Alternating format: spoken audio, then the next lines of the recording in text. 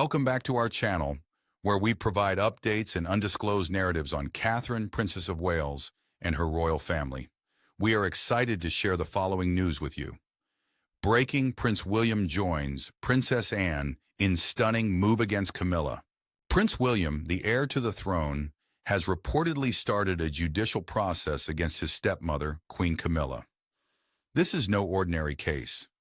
By doing so, and in a move parallel to that of the powerful Princess Anne, 100 years of royal formality and the carefully cultivated image of unity within the House of Windsor are shattered. This comes after a similar move by Princess Anne. What long-denied enmity has driven the future king to wage a cold war with the current queen? In doing so, this future king has jeopardized the entire stability of his father's reign. This was not press release news, but a seismic event deep below the foundations of Buckingham Palace.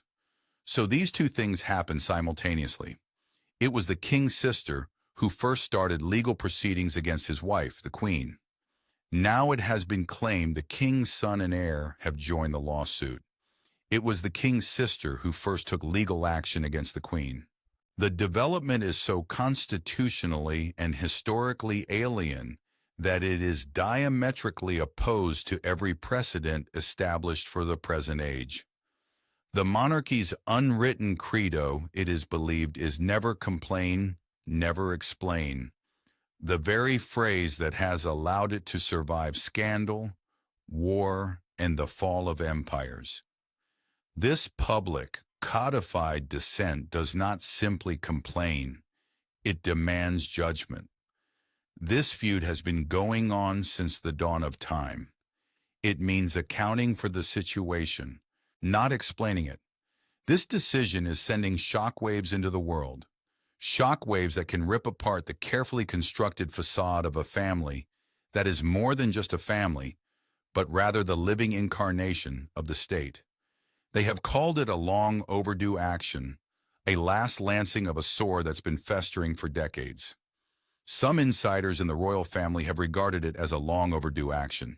There is a lot of trepidation and a feeling that this is a blow that the organization has given itself, and that it is likely that it will never fully recover from this specific hit. Nor is the situation at hand a marital conflict that is being made public by the media, nor a king who is acting strangely and expressing his fury from the other side of the Atlantic. The dispute at the very heart of the succession is one that could redefine the British monarchy for whatever future it has remaining. That is the central issue of the succession, a control breach unstoppable. To understand how terrible the matter is, one has to understand the serious infringement of royal regulations that this so-called legal challenge implies. Under the late Queen Elizabeth II, the British monarchy became the masters of crisis management. This was achieved by means of impenetrable quiet and skillful backstage maneuvering. This was particularly the case during the whole of her rule. In 1936, King Edward VIII abdicated his throne, a crisis that threatened to bring down the monarchy. This was dealt with by extensive negotiations between the government, the church, and the palace. This issue threatened to ruin the monarchy altogether. These debates took hold without any court or other judicial entity. The public, messy unraveling of Charles and Diana's marriage, popularly known as the War of the Waleses, was waged through proxies in the media and ended with a televised statement to Parliament announcing their separation. The fight is often referred to as the War of the Waleses. It was a personal crisis that was resolved politically. As for the sudden exit of Prince Harry, that was a question of negotiation, and in the end, it was a matter of exile. This is not the same thing. The flip side of the coin is that this is an area which has never been examined previously, with senior members of the royal family involved in a formal judicial process with each other. Constitutional scholars are left to hypothesize about the legal effects of such an act based on the mechanics of the deed itself. According to their authority, To whom belonged the hearing of the matter? It's not apparent why a prince and princess would have the ability to bring a lawsuit against a queen.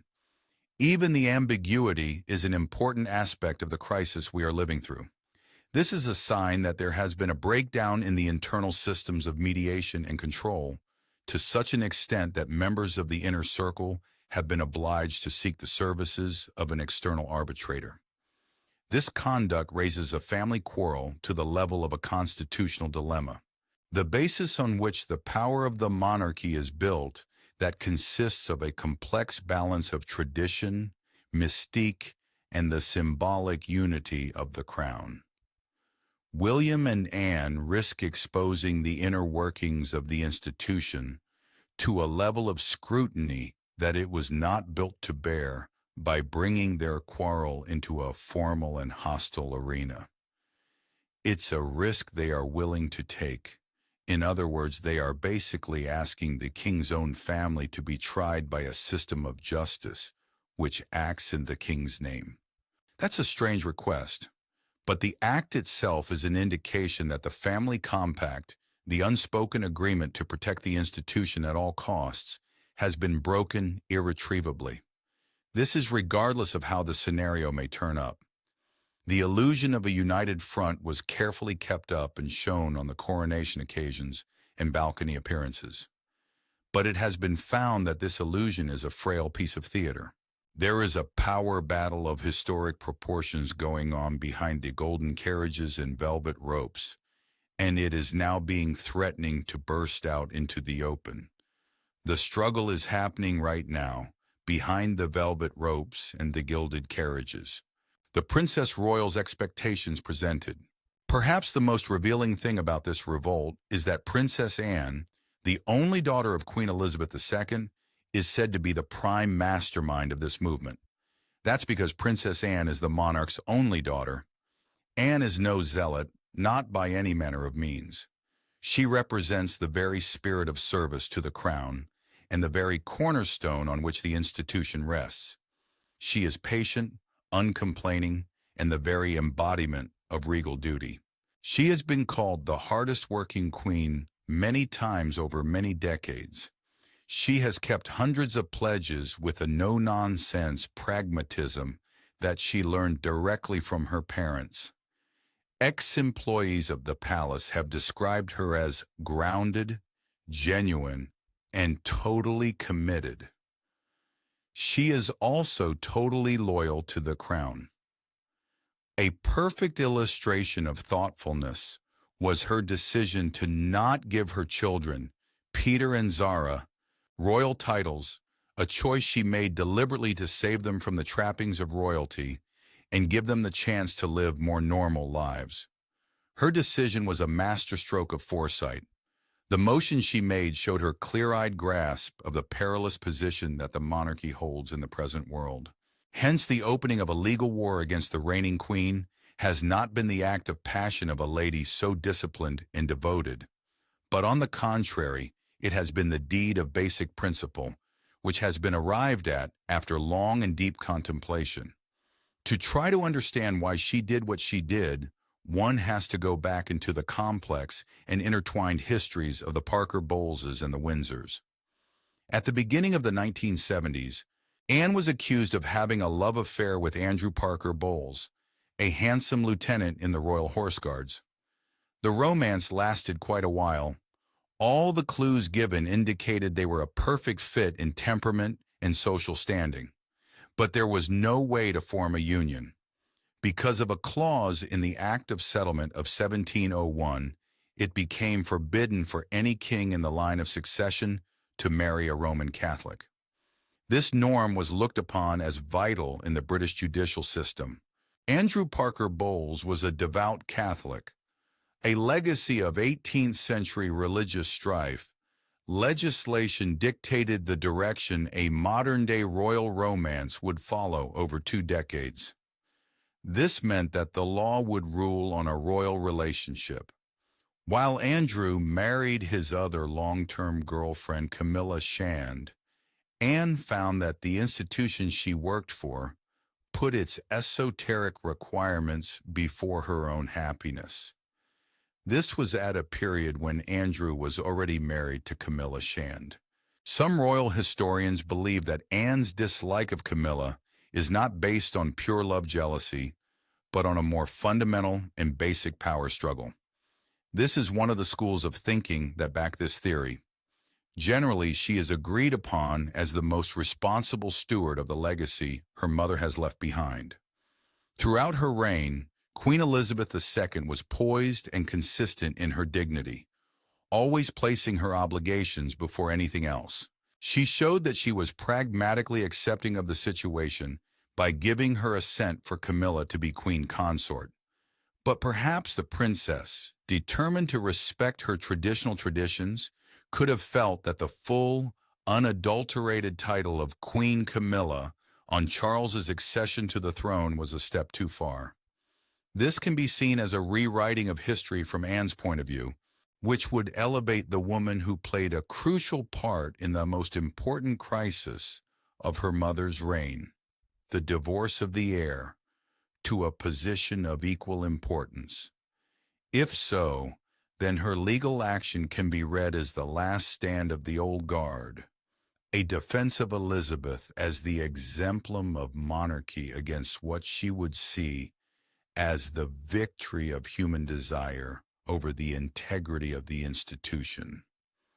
Her challenge is a challenge to the courts. More scandal to a queen. When it comes to the history of the modern royal family, Queen Camilla's road to the throne is one of the strangest and most unlikely of all the routes. For a large amount of time, she was a modest figure and led a calm, aristocratic existence until her relationship with the Prince of Wales became the most major scandal of a specific period. During this time period, she did not have a public presence. She was a reserved individual. She was the villain of a global story, since she was the third person in a marriage that had the world spellbound. This resulted in her being cast as the villain.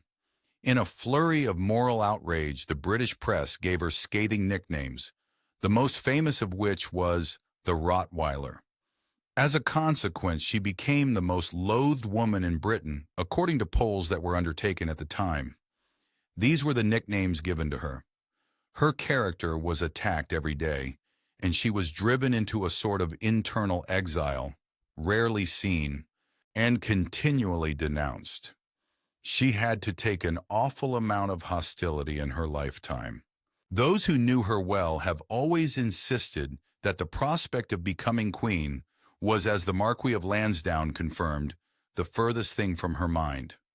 Her first acquaintance with Charles in 1970, sparked by a teasing comment about the affair of their ancestors, was a romance between two people of the same world who just got each other. On the other hand, the strains of the institution, in this case represented by Charles's great-uncle, Lord Mountbatten, came into play. The advice of Mountbatten was severe, and it was typical of the cold logic of the dynastic system that prevailed at that time.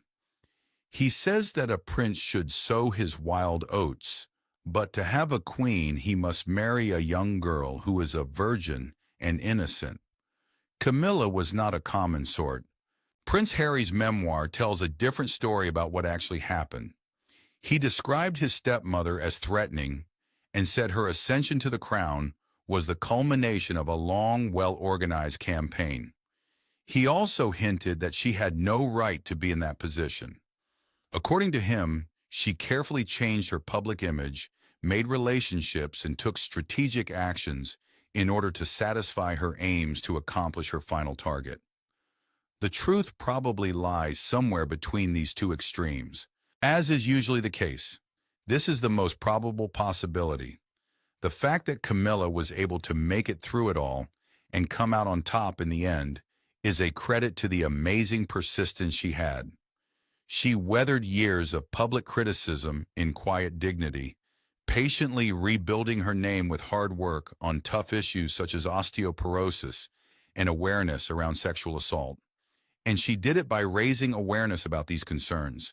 She did this by channeling her energies toward difficult-to-solve situations. With her efforts, she managed to get the general public, the media, and most importantly, her mother-in-law on her side. A shrewd judge of character, Queen Elizabeth II came to admire Camilla's single-minded dedication to her duties and her steadfast support for Charles over time. As a result of this, she eventually agreed to Camilla's rise to the status of queen consort at some point in the future. However, ghosts of the past have never been completely removed from the present till this exact moment. It seems she is still very close to the tragedy that befell Diana, and this is true of a large part of the general people, as well as of important members of the royal family. That is true of both of these groups. It's a rude reminder that some individuals can never outlive the past, no matter how much time passes or how many good things they perform. This legal process is proof of this. You are the target of Diana's ghost. It is hard to view the actions that have been said to have been taken by Prince William without viewing them through the lens of his mother's memory. This is because it is said that Prince William took the activities. The public collapse of his parents' marriage and the great trauma of losing his mother at such a young age has affected his entire life. Both of these things have had a huge effect on his life. William has spoken publicly on a few occasions about the impact that loss has had on his life and about wanting to use his suffering in his work on mental health.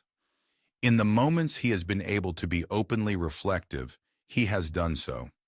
To him, Camilla is more than a stepmother, for she is the embodiment of the pain that defined the latter years of his mother's life.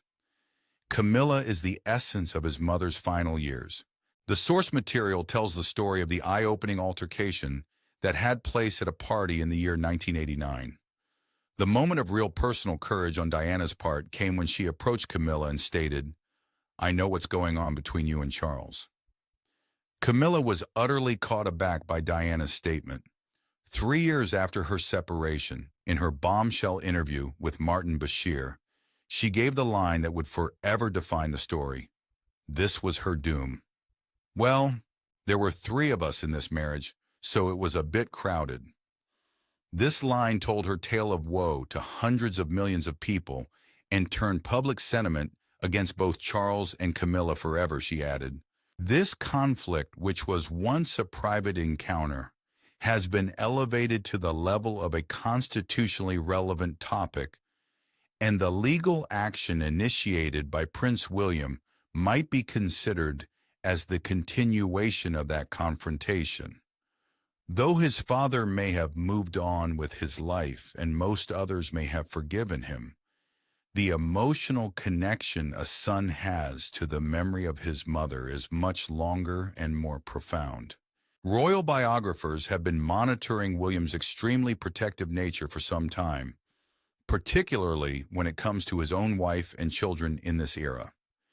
This tendency, a direct response to his own childhood conditions, in which the private suffering of his family was made public for the purpose of pleasure, developed.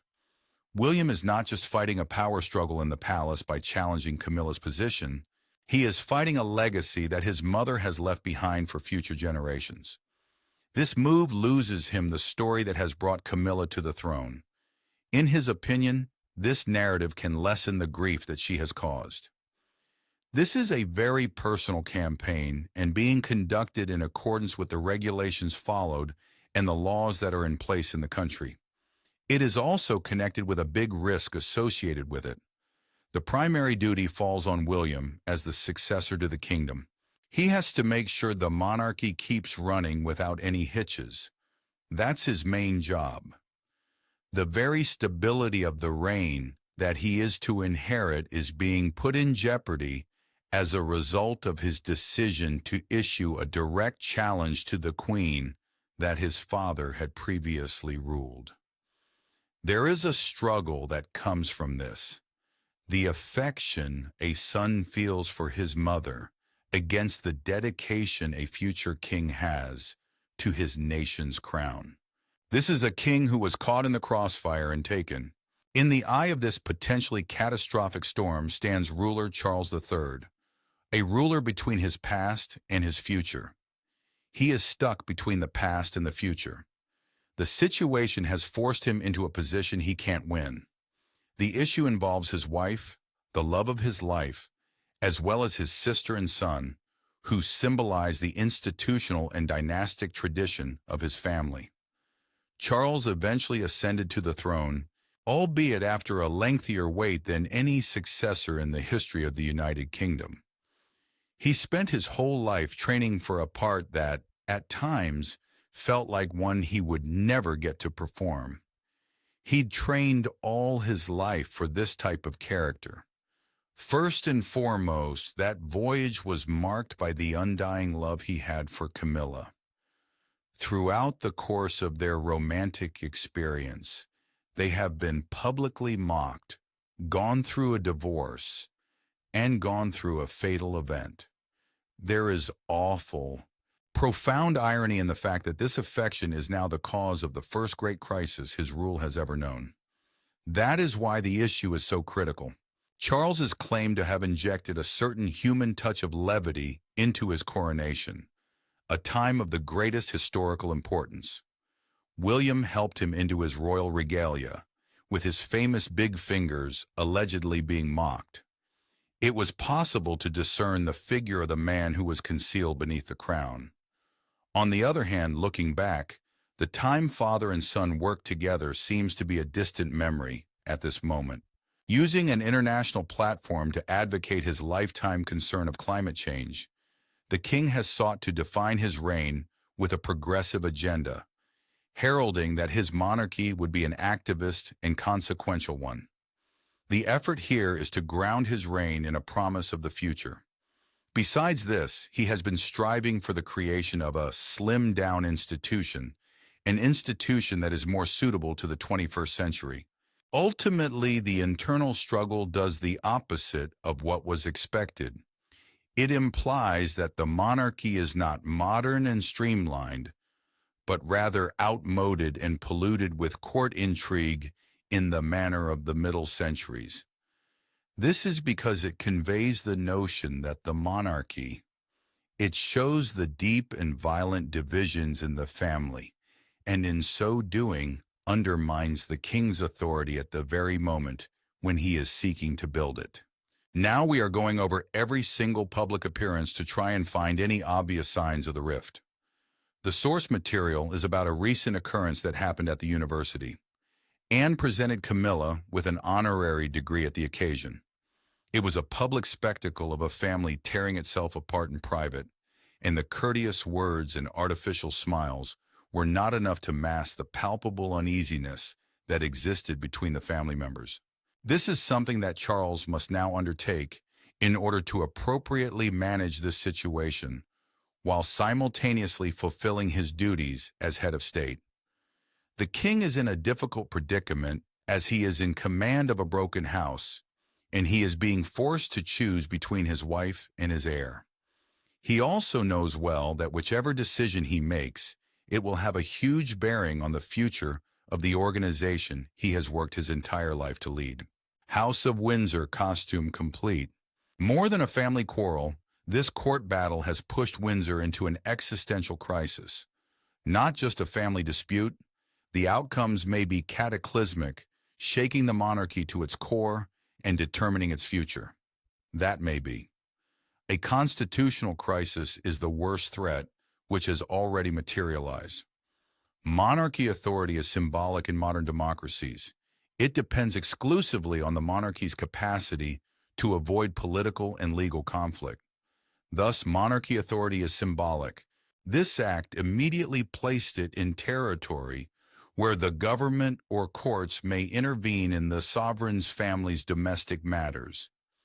If this happened, it would be rare and damage the crown's reputation for political impartiality, which it has painstakingly safeguarded.